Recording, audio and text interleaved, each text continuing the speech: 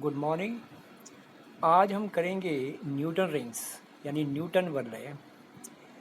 Newton जो वलय हैं ये वेज शेप फिल्म यानी फानाकार फिल्म से व्यतिकरण द्वारा सकेंद्रीय वलयाकार फ्रिंजें बनती हैं।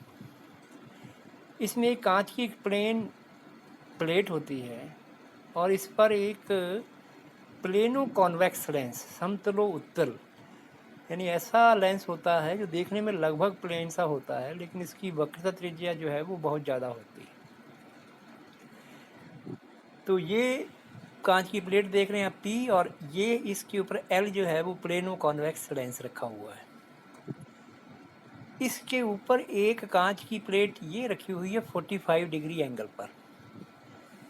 जब स्रोत एस से लाइट इस 45 डिग्री पर रखी हुई जो पारदर्शी कांच की प्लेट है उस पर पड़ती है तो लाइट नॉर्मली यानी अभिलंब रूप से इस प्लेट और लेंस के जो कॉम्बिनेशन है उस पर गिरती है। प्लेट और लेंस के बीच जो वायु फिल्म है, वायु फिल्म जो बीच में है उसके ऊपरी हिस्से से तथा नीचे वाले हिस्से से ये जो लाइट है वो परावर्तित होती है। ये देखिए, ये ऊपरी हिस्से से परावर्तित हो रही है और ये पी जो है प्लेट के नीचे वाले हिस्से से।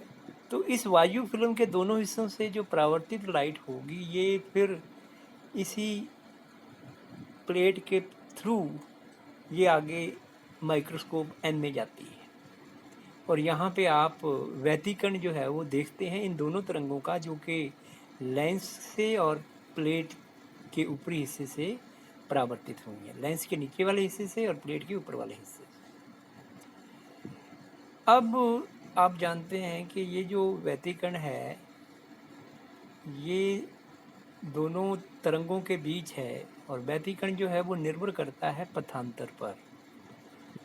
तो ये जो वायु फिल्म बीच में बनती है इसकी जो मोटाई है वो एक वृत्त के अंदर एक समान होती है, इसलिए ऊपर से देखने पर आपको एक वृत्त पर या तो संपोषी व्यतिकरण दिखाई देगा या विनाशी व्यतिकरण, जैसी भी वो शर्त होगी। ये जो बनने वाले वृत्त हैं वो कुछ इस तरह के होंगे जो आप यहाँ पे देख रहे हैं। अलग अलग वृत्त दिखाई देंगे और इन वृत्तों का व्यास जो है वो आप माइक्रोस्कोप में देख करके क्रॉस वायर उससे ये मापा जा सकता है। अब देखिए कैलकुलेशन के जो वृत्त बनेंगे उन वृत्तों की त्रिज्याएं कितनी कितनी होंगी या क्या क्या शर्तें रहेंगी। तो परावर्तित प्रकाश में न्यूटन वलय जो हैं वो आप जैसे देख रहे हैं, एस से लाइट है, या R1 और R2 के बीच जो व्यतिकरण होगा वो परावर्तित प्रकाश में न्यूटन रिंग्स कहलाता है। इन दोनों परावर्तित तरंगों में पथांतर 2 mu T cos theta plus R, ये कहा था आपको, ये प्रूव भी किया था हमने फानाकर फिल्म के केस में। अभिलंब आयतन के केस में आर भी 0 होगा और ये जो थीटा है ये भी बहुत छोटा होगा।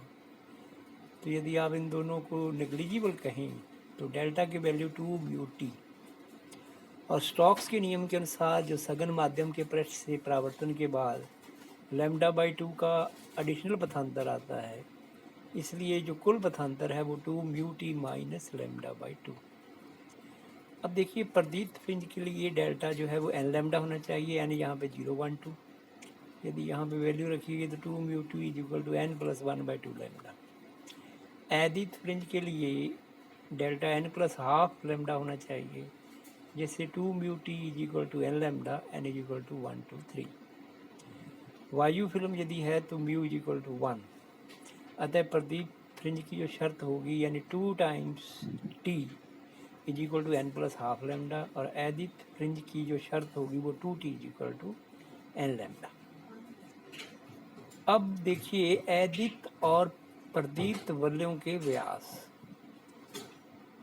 अब आप देखिए कि ये जो इसके ऊपर प्लेनो कॉन्वेक्स लेंस लिखा हुआ है जो रखा गया है यहाँ पर, यदि उसकी वक्रता त्रिज्या r है और किसी जगह पर फिल्म की जो मोटाई है वो मान लीजिए Tn है, तो आप इस ट्राइंगल के अंदर देखिए CA square is equal to CE square plus EA square. CA जो है वो रेडियस ऑफ कर्वेचर है, CE जो है वो R माइनस TN है, TN फिल्म की मोटाई है यहाँ पर, प्लस RN जो है वो बनने वाले सर्कल की त्रिज्या है। यदि आप इसको सिंप्लीफाई करें तो RN square is equal to R square minus R minus TN square, या ये लगभग 2RTN, क्योंकि TN स्क्वायर जो है वो आप छोड़ सकते हैं, बहुत छोटा होगा R की कंपैरिजन में। तो RN is equal to root 2RTN, या व्यास यदि आप 2 से मल्टीप्लाई कर दें तो 8RTN ये व्यास की वैल्यू होगी। अब आप देखिए कि अदीप्त वलयों के लिए जो शर्त थी व्यतिकरण की वो थी 2TN mu is equal to N lambda. तो यदि आप इस शर्त को यहाँ पे TN की वैल्यू रखें इसी इक्वेशन के अंदर DN वाली, तो ये वैल्यू आएगी सॉल्व होने के बाद N lambda R upon mu. यहाँ पे म्यू जो है वो 1 हो जाएगा, वायु फिल्म है यदि, तो वायु फिल्म के लिए म्यू की वैल्यू 1 होगी। प्रदीप्त यदि वलय हैं तो 2 mu TN is equal to n plus half lambda, और DN की वैल्यू यदि आप यहाँ पर TN की वैल्यू यहाँ पुट कर दें तो DN is equal to 2n plus 1 R lambda upon mu. ये व्यासों के मान हैं जो प्रदीप्त थे, और ऊपर जो लिखे हुए हैं वो व्यास थे वो अदीप्त के। अब आती है फ्रिंज चौड़ाई। फ्रिंज चौड़ाई का मतलब ये है कि दो लगातार चमकीले जो रिंग हैं या जो दो लगातार काले रिंग हैं उनके त्रिज्याओं के बीच का अंतर, तो लिखा है beta is equal to RN plus 1 minus RN, यानी दो लगातार चमकीले या दो लगातार काले जो रिंग्स हैं उनके त्रिज्याओं में अंतर, या इसको हाफ से डिवाइड कर दोगे तो ये आ जाएगा व्यासों में अंतर। अब आपने व्यास निकाले हैं, इसमें एक तो DN भी निकाला है, तो n प्लस 1 रखते हो तो आएगा n plus 1 root minus root n is equal to 4R lambda upon mu. ये कैसे आया ये आप देखिए कि व्यास हमने DN निकाल रखा है अदीप्त वलय का, तो यदि n की जगह पे n प्लस 1 रख दिया जाए तो यहाँ भी n प्लस 1 आएगा, यानी यहाँ पर भी जो n लिखा है उसकी जगह पे n प्लस 1 हो जाएगा, जिससे जो है नेक्स्ट टर्म जो होगी वो रूट n प्लस 1 हो जाएगी minus root n 4R lambda upon mu.